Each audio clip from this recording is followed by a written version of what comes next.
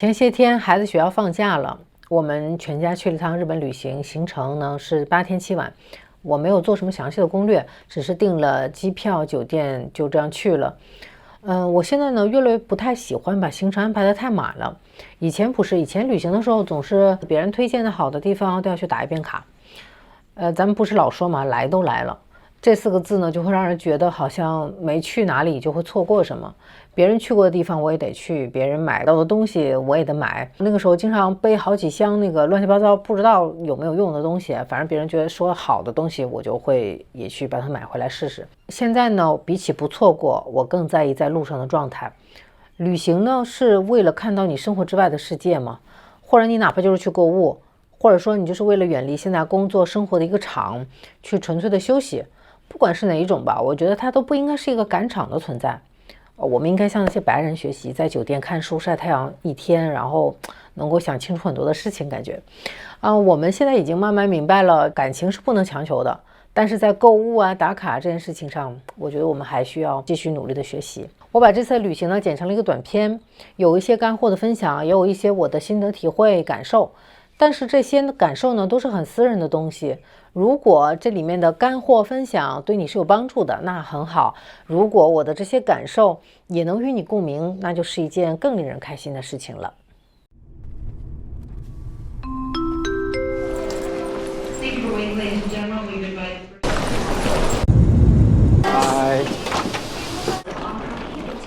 我们在大阪住的是新津宫地铁站旁的一家公寓式酒店，它很新，很方便。空间相对于大阪的其他酒店来说是比较大的，但是有一个不好的地方就是很吵，因为它就在地铁站的旁边，列车声从深夜到清晨几乎就没有停过。有意思的是，我睡得不好，但是我老公和孩子完全没受影响。后来我意识到，有些不适并不是环境的问题，而是人的敏感程度不同。同一件事儿对不同的人来说，重量确实是不一样的。大阪的商业密度非常高，新斋桥、道顿崛、难波几乎连成了一整块，它的商业氛围放在全球也算是第一梯队吧。你会很明显地感受到，这是一座为效率和运转服务的城市。地铁也是一样。大阪的地铁对第一次来的人来说有点复杂，同一个站台、同一条线，列车却可能去不同的方向。它还分特急、急行、普通等等。特急有很多站还是不停的。日本的地铁更接近于城市里的火车系统，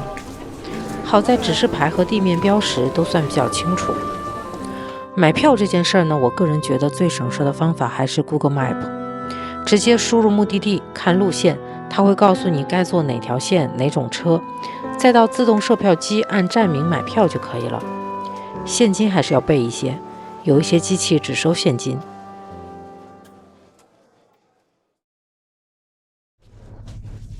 第一天、第二天，我们都在大阪闲逛。这里实体经济很繁荣，让人有一种日本经济上行了很久的错觉。虽然日本在宏观经济层面增长缓慢，工资未显著上升，人口老龄化等长期问题仍然存在，但是这也说明消费正在复苏，城市生活活跃，至少让人感觉这个城市是有生机的。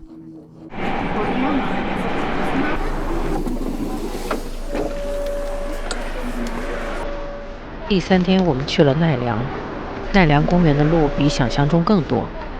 从奈良公园站出来走几分钟，就能看到一群人在喂鹿。但其实整个奈良公园都有鹿，完全没必要都挤在门口。到后来你会发现，看鹿看到麻木，真的一点都不稀奇了。网上经常有人说奈良的鹿很凶，会顶人，会咬衣服。我们遇到的整体都还好，比想象中有分寸。有撞你的，但是都很轻微，更多的是一种试探。跟着你走一段路，发现你不喂它也就算了。在奈良让我感触比较深的是，几乎每一只鹿都会鞠躬，他们会对经过的人鞠躬，对他们来说鞠躬就等于食物，就连几个月大的小鹿也已经非常的熟练。那一刻我突然有些恍惚，这是可爱吗？还是被驯化后的结果呢？没有人教他们什么是礼貌，但人类长期的投喂与期待已经让示弱变成了一种生存方式。我们常说人与动物要和谐相处，但事实上从一开始规则就是人定的。中午从奈良公园出来，随便吃了一家连锁拉面店，叫神作。大白菜的汤底让我一瞬间回到了北京，很亲切，但味道只能说一般。旁边的白人小哥明显吃得很痛苦，几乎没动，喝了点汤就走了。下午回到道顿崛，儿子想做那个椭圆形的摩天轮，没想到这个设备这么老，而且升得那么高，我全程都有点后悔。好在晚上吃了一顿神户牛放题，才算是被安慰到。这家店叫陆宫，是在 Google Map 上随便搜到评分还不错的一家。我一向不太喜欢网红餐厅，人太多，需要很努力的才能吃上一顿饭，那种感觉对我来说反而有点累。这家是一个半小时的放题，包含 A5 和牛和3款神户牛，我们2大1小一共花了1000多人民币。说实话，这个价格吃到这样的牛肉非常的超值。简单说一下概念，和牛指的是日本原产牛种，而神户牛是其中要求最严格的一种，必须是兵库县出产特定血统的黑毛和牛，并且通过官方认证。所以和牛不等于神户牛，神户牛是和牛里的限定款。吃的时候脑子里就一直飘着一句话：高端的食材往往只需要采用最朴素的烹饪方式。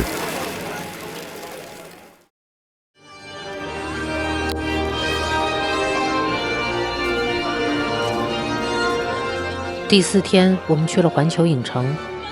买票的时候已经没有优速通，只剩下 VIP 了。VIP 2100人民币一个人。作为北京环球的年卡用户，我觉得这个价格实在是不值，所以我们一开始的心态就是随便逛逛，能进马里奥园区就行。结果差点翻车，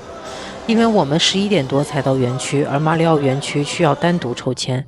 我原本以为只要进去的基本都能抽到吧。事实证明并不是，我抽到的是晚上7点多入场的时间，大概率是当天最后一场了。而且进去的时候最火的东京钢矿车已经停运了，原因不明，白天还是开着的。大阪环球的设施整体确实比较老了，除了马里奥和哈利波特园区，其他项目能明显感觉到年代感。作为一个已经运营24年的乐园，它在20多年前一定非常震撼，但放到现在确实有些力不从心。这里卫生间不多，排队区几乎没有什么沉浸式的设计，涉及光影和数字化的项目也显得很吃力。如果只从游玩体验来说，北京环球确实要先进好几个层级，项目新，屏幕清晰，机械联动流畅，动线设计更合理，排队区更人性化。如果是第一次去环球，我真的更推荐北京。但话说回来，大阪环球带给人的是24年持续不断的快乐，这本身就是一件很了不起的事儿。在没有 VIP 没有优速通的情况下，我们当天一共玩了5个项目，平均每个排队 1.5到2个小时，其实已经是很不错的成绩了。马里奥园区对我来说是纯粹的回忆杀，那一刻我突然回到了小时候的寒假，和表兄弟姐妹围着煤炉抢那台小霸王游戏机，屏幕里的叮叮叮，马里奥即将变大的那种期待，在这里变成了一种可以走进去的具体而真实的快乐。那一刻我不是游客，是回到了某个寒假的自己。如果说这个世界上有人有魔法，我想建造这样乐园的人就是魔法师，他们带给人快乐回忆，这种能力我愿称之为魔法。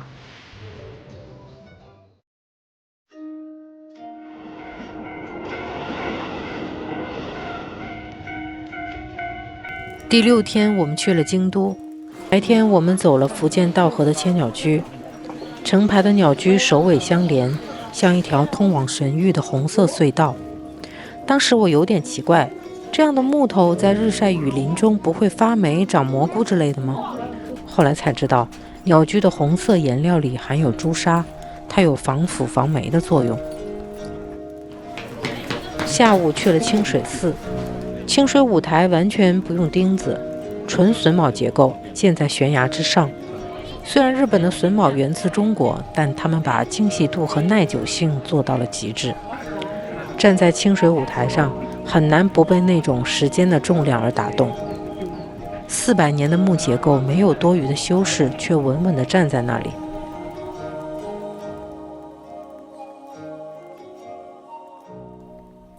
京都我觉得确实是很美，它是一种那种克制的美，它和大阪的那种高效密集不太一样。我也很早就听说过一句话，说京都人平等的歧视除了京都以外的所有人。我本来觉得这个说法就是怎么说有点夸张吧，但是确实呢，我也是在京都第一次清晰的意识到了，我好像已经不太适应这种极度讲究规则却不给人缓冲空间的社会了。是不是歧视我不确定，但是那种感受确实带着一种高傲。那天呢，我在一家烧鸟店当时我们预约的是晚上的7点钟，然后呢，到了6点58分，离我预约的还有2分钟的时间，因为他当时要求我进去，就到时间了进去他的前台去跟他报到，他上面有名字，然后我提前2分钟进去报到呢，他就是他那种态度呢，也不能说是严厉，就是总之就是比较冷漠。然后他要求我，你要出去等，你不能在这里等。但是他这个要求呢，不是说是座位没有准备好，或者说是里面很拥挤，那个店还是很宽敞的。他不是这些理由，就是让你出去等，也没有任何的解释，就是很冷漠的一句。然后那好，那我就出去等嘛。但是后来我就想，我再多过几分钟再进去。后来到了7点过4分吧，我不太记得了，好像是过4分过5分左右的时间，然后我就又进去报到，然后他又以同样的话让我出去等，也没有任何的解释和理由。我问他为什么，他只是说让我出去等，也没有任何的一句抱歉。然后我们进去之后呢，他又逐条跟我确认一个叫外国人须知的东西。比如说就餐时间2个小时，付款方式它只能单一，不能组合。就比如说你不能现金加刷卡，也不能刷2张卡。然后呢，还有一个餐位费，就是人头费，大概是多少钱我不太记得了。然后好像是300多日元吧。然后但是他每一条都要跟我确认一下啊。然后他每一条好像听起来是店家的一个规则嘛，但是仔细想想呢，其实他的这些规则并不是很友好，而且写明外国人须知就觉得有点怪怪的。特别是店员的态度，就是有一种咱们以前国营店的感觉，就是你爱来不来那种感觉。其实呢，我觉得规则是没有错的。也有人说，你也可以说理解成为说这是别人的规则嘛，你觉得不舒服你就不去。但是我觉得我想说的就是，其实这里面让我不舒服的并不是说规则本身，而是说这个规则在执行的过程当中，它完全没有一个对人的那个部分。当时很多人都跟我推荐说这个京都很好很美啊，我当时其实有打算，如果很美的话，我当时就在那住一晚，第2天再回大阪。但是因为那天去的地方呢，人又特别多，去的那个景点嘛，人很多，然后呢，再加上这一次就餐的体验不是很好，然后我就有点没有力气再去探索新的感受了。总之最后一天我们还是决定就是回到大阪，就随便的逛逛街走一走，结束我们的行程。怎么说呢，这次来日本我的感受很不同，这已经是我第3次来日本了。以前我会被这里的干净精致，然后它的秩序规则还有人的礼貌深深的吸引，但这一次我更多的感受是怎么说，一种高效背后的紧绷，精致之下的压力。这种感受并不是因为京都那一次就餐体验不好而产生的啊，是我整个过程行程中的一些细节。比如说有几次我买东西的时候，我没有把那个钱或者硬币或者卡放到他的那个篮子里面，就是他会有个收钱那个盘子，然后对方就会要求我放进去他才会收。然后还比如说我有一次在 7-Eleven 排队的时候，因为队尾的大叔离前面那个人有2米多远，我并不知道，我以为就是他不是排队的人，他只是在那买东西，然后我就站到了他的前面，结果被他非常严厉的训斥。我听不懂他说什么，因为他说的日文嘛，然后我只看到他身体是那种前倾的，然后挥舞着手，那一刻甚至有点感觉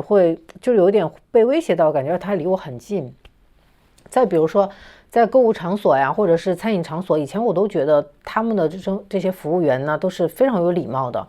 这次感觉他们的礼貌呢是出于一种怎么说必须要遵守的那种无奈，不得不维持的一种体面，并没有给我很喜欢这份工作或者说对生活有热情的一个状态。在奈良的时候，我还看到有那个就是卖路饼的老人，因为那个路接近了他那个卖路饼的那个筐，然后直接打了路。很多事情虽然看起来好像是一些小事儿，或者甚至说是个例，但是当很多小事儿同时发生在就是几天之内的时候，我相信这不仅仅是一个巧合。当然也有很多事儿、很多规则可能是日本高效运转的一个方式吧，但是也许是我变了。我现在在清迈居住嘛，我越来越习惯了这种更松弛啊，或者说更有人情味儿的生活方式。又或者只是年龄越大，我越不想去适应那种表面精致但却并不轻松的生活节奏。我更喜欢一个包容开放的城市或者说国家，而不是一个墨守成规的地方。说到这里，我想说一句，就是当时我把我的一些这种感受发到我的另外的其他的个人平台的时候嘛，有一件事情是让我有一点没有预料到的，就是有很多人在我的这个帖子下面就是留言反驳我，甚至是侮辱我或者攻击我。当然这些攻击我的人当中，大多数是批评我是一个不遵守规则的人，是因为我不遵守规则，所以我才会不舒服。有人说，也有人说规则比人情味儿更重要啊，有规则才有边界，灵活变通它并不公平啊。其实我想说，遵守规则其实它不代表就要丢失温度和友善，它不是一道非黑即白的选择题。比如说在清迈呢，大家都很遵守一个行车规则、交通规则。道路行车需要停车的时候，就是有的时候你在等红绿灯的时候嘛，然后前面如果是一个黄色的交叉线，是没有人停车的。然后在停车场的那种残疾人的停车位也是不会有人占用的，就是即便没有车位了，你都不知道在哪停，转好几圈，或者是停到边边角角都没有人停那个残疾人停车位，更没有人逆向行驶，然后也会礼让行人，会礼让转弯或者掉头的车辆，因为转弯掉头的那个道路经常它是没有红绿灯的，但是大家都会让他们先走。所以说虽然清迈的道路很窄，然后而且这儿的车也很多，车的保有量非常高，但是却很少堵车，包括在那个商圈附近都不会堵车。在清迈呢，大家都会发自内心的遵守这些规则。我觉得除了善意本身更重要的是大家都知道这种规则是有利于所有人的。而在日本呢，很多的规则让我感到是一种单方面的权利的展示，大家去遵守大多出于礼貌，或者别人都这样做，我不能不这样做，或者我不能跟别人不同，或者说维持一种表面上的一种体面吧。我不认为这种单方面的就是傲慢中所制定的一个东西叫做规则。更重要的是，某些规则的制定，它究竟是在保障一个普遍的公平呢，还是说是在强调一个制定者的主导地位呢？其实无论环境多么制度化，规则多么的极致，推动和扭曲他们的始终还是人本身。一个社会它是不是包容，一个人生活的是不是幸福，其实都会在日常的一点一滴中展现出来的。再就是我觉得这个问题呢，它其实并不是一个是否遵守规则的问题，而是在有些所谓的规则面前，我觉得我们是不是应该有反思的空间。它的存在，这个规则的存在是不是合理的，而不是因为说因为都这样所以应该这样，或者说当规则被推到一个极致的时候，人性中对于资源对于权力的一种渴望，我觉得是不是在不断的放大，这些是需要我们思考的问题。这些问题可大可小，取决于你自己怎么看了。怎么说呢，我觉得日本是一个很好的国家，购物吃住行都很快乐，只是这次的旅行让我有了一些不太一样的感受，当然这些感受确实也很私人，而且我觉得一个地方不同的时间去你也会有不同的感受，因为你的生活经历可能会发生变化，然后可能你每次去的时候你遇到的人或者事情也会不太一样。对于一个城市或者国家，每个人的理解或者说感受不相同，我觉得是非常正常和自然的一件事儿。但是我确实有一点不能理解的就是有很多人他接受不了跟他一样的观点，然后人一直处于一种对抗的一种状态，就是你一旦说了一个跟他不一样的观点，他就要就是启动那种攻击模式，我觉得这个是我比较诧异的。最后我还想说的是，当我们去了很多很多的国家或者很多很多的地方，我们看到了很多不一样的生活方式，我们可能没有办法去评判哪一种方式更好更快乐，甚至更不可能去说哪一种生活方式是正确的。我们能做的就是我们自己选择一种生活方式，然后尊重其他人的生活方式。也因此，个人能不能拥有选择权去靠近自己所认可的环境，我觉得这就显得尤为的重要了。